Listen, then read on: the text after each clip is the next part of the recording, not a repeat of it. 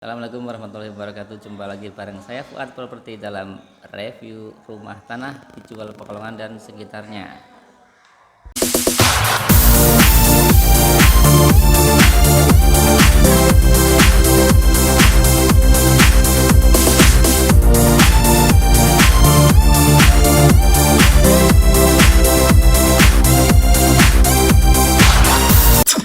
Apa kabar teman-teman semua? Semoga sehat-sehat selalu ya. Oh ya, pada video kali ini saya tidak akan mereview rumah ataupun tanah dijual, akan tetapi mumpung saat ini masih libur panjang, saya ingin silaturahmi ke teman-teman saya lah. Nah, ini hari pertama saya silaturahmi. Yang pertama saya datangi adalah teman, saudara, sekaligus guru properti saya. Nah, penasaran ya, siapa sih yang mengajari saya bermain di dunia properti? Nah, beliau adalah dulu teman kuliah saya sih, cuman sekarang sudah memiliki perusahaan di properti juga, Gardenia Group Pekalongan.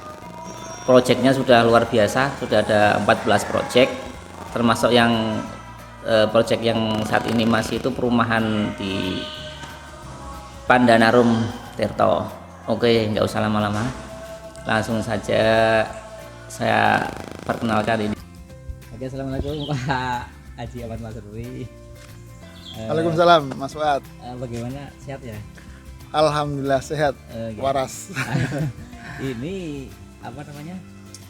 saya mau menanyakan ini ya sekaligus untuk upgrade diri lah, karena kan dulu kan yang ngajari saya di dunia properti terutama marketing itu kan panjenengan. Nah, ini kok musim-musim pandemi ini kok agak kayak kendor gitu lah. Nah, ini saya butuh butuh vitamin lagi, butuh injekan lagi supaya saya tuh semangat lagi.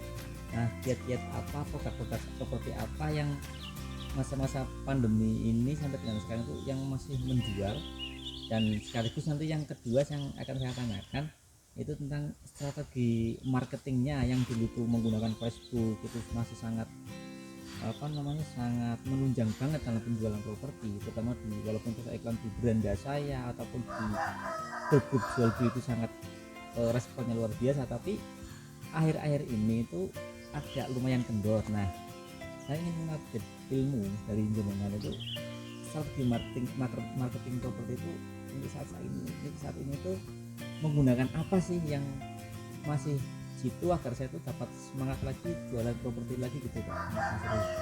Oke, mohon bimbingannya. Ya, terima kasih Mas Fuad. Ya, sebenarnya saya juga sedang belajar juga ya. Artinya memang proses belajar itu nggak pernah berhenti ya, karena hari ini, besok, nanti siang, sore, bulan depan itu dinamis ya, bergerak terus.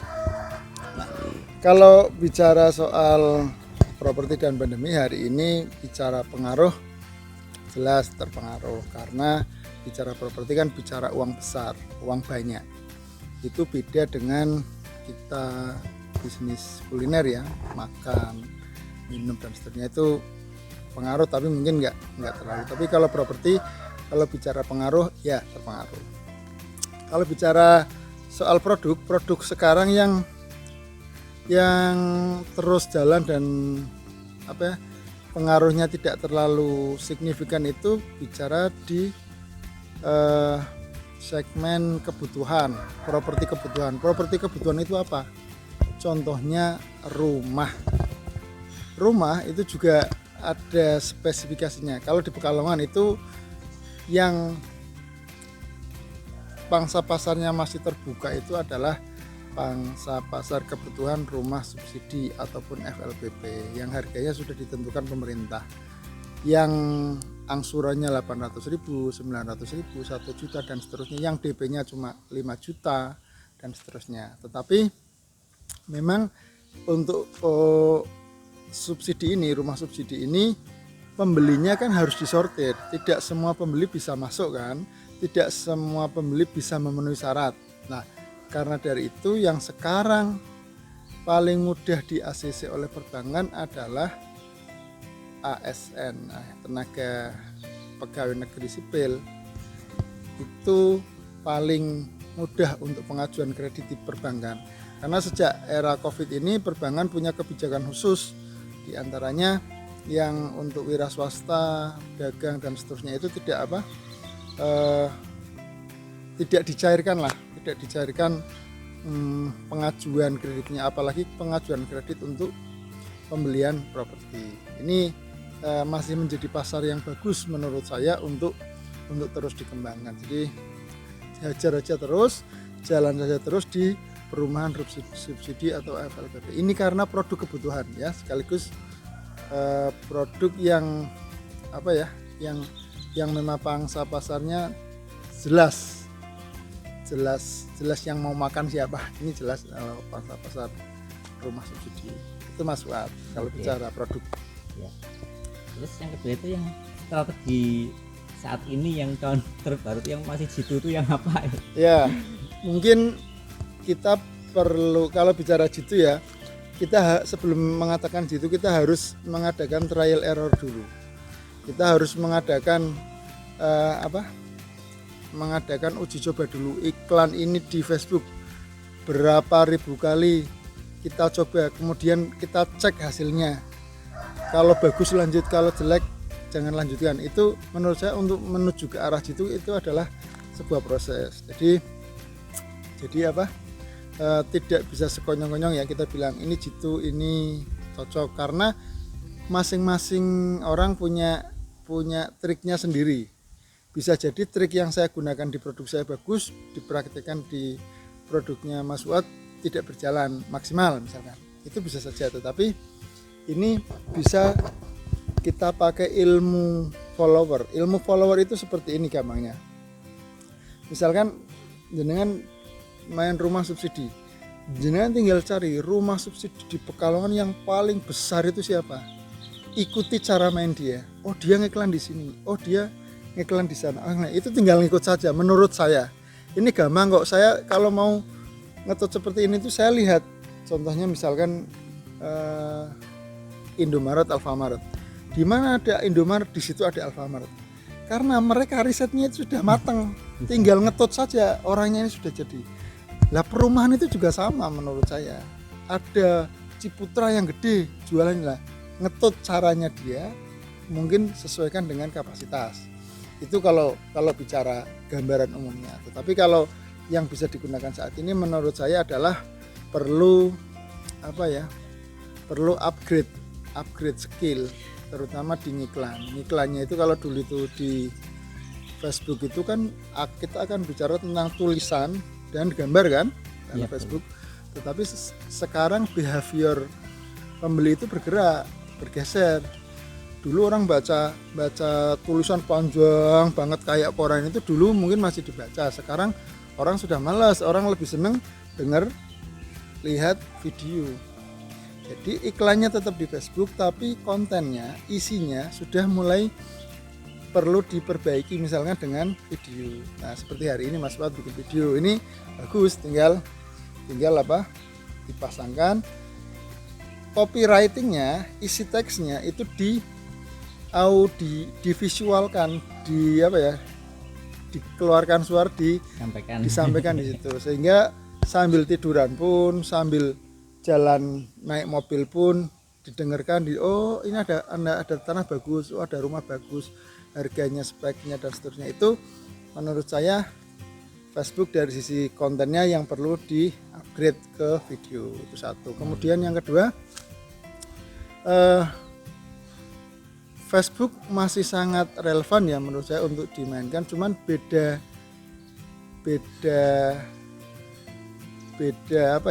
cara. Kalau dulu kita pasang di beranda atau di grup-grup itu sudah mendang, sekarang geser ke Facebook advertiser. Facebook ad ini iklan berbayar, ini jauh lebih bagus karena sasaran tembaknya jelas. Kalau saya mau jual rumah, berarti iklan saya akan dilihat saya akan cari orang yang umurnya 20 tahun sampai 60 tahun. Jadi anak-anak kecil nggak bisa lihat iklan saya. lebih tertarget. Segmennya adalah PNS ya, nanti kita riset audiennya adalah PNS, ASN ya, yang akan melihat ASN saja, ASN umur sekian. Yang kita lihat yang kerjanya di birokrasi, kementerian, BUMN dan seterusnya, itu kita set bisa.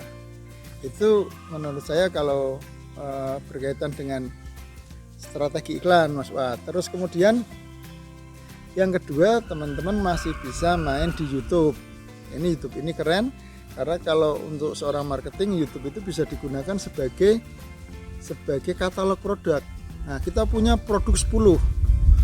Kalau di kepala semua kan pusing kan, nah, makanya satu produk dibikinkan video, diperjelas video ini, misalkan tanah di Pekalongan, daerahnya Kajen, udah itu dibikin video satu lengkap, namanya, lokasinya, harganya dan seterusnya, nomor WA dan potensi 9 kelebihannya disampaikan semua, itu lebih bagus.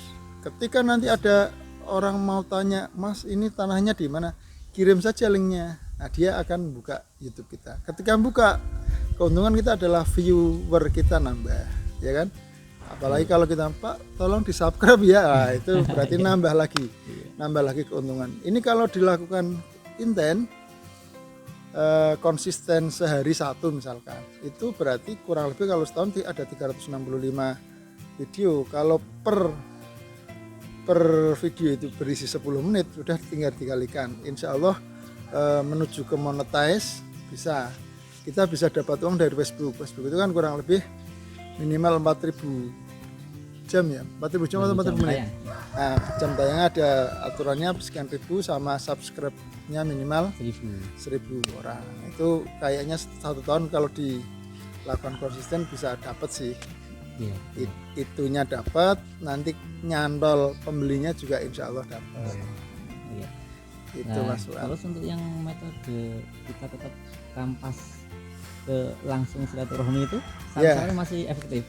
Oke, itu menurut saya tetap masih efektif. Kita harus tetap kanvas, kita harus tetap silaturahim, ketemu sama mitra, sama calon buyer, itu tetap kita perlu bangun, karena jual beli properti itu tidak seperti kita jual batik ya. Kalau jual batik kita tinggal lihat gambar, pesen ukuran, pesen warna, uangnya ditransfer, barangnya dipaket, ya kan? Nah, tetapi kalau beli properti tidak bisa. Properti harus tetap melewati proses jumpa dulu, ketemu dulu lah. Ketika ketemu dulu itu, ini yang perlu kita bangun secara emosionalnya, mengenal orangnya, mengenal kebutuhannya, mengenal keinginannya, mengenal keadaan uangnya. Ini juga bagian yang penting dari proses transaksi. Makanya kanvas ini, ketemu orang ini penting. Bayangkan kalau satu marketing one day one silaturahim, sehari satu orang, setahun dia akan punya 365 orang baru calon pembeli. Nggak beli nggak apa-apa, tetapi kalau sudah pernah ketemu, minimal dia akan, oh saya kalau mau cari tanah ingatnya Mas Fuad, karena sudah pernah ketemu. Nah, kanvasnya dimainkan, online-nya dijalankan. Itu sih menurut saya. Dua-duanya tetap jalan semua. Dan yang terakhir, sorry tadi saya lupa, itu teman-teman untuk main digital marketing masih bisa masuk ke marketplace properti. Ya, marketplace ini memungkinkan untuk diakses. Dan yang kedua, kalau sempat bikin website. Nah, website ini seperti rumah ya teman-teman, kalau punya rumah, punya toko, diarahkan ke websitenya, itu juga bagus. Cuma tinggal konsistensi saja sih, orang punya waktu dan mau menjalankannya. Gitu Mas Fuad. Terima kasih sudah silaturahim ke tempat saya. Sampai jumpa semuanya ya. Assalamualaikum warahmatullahi wabarakatuh.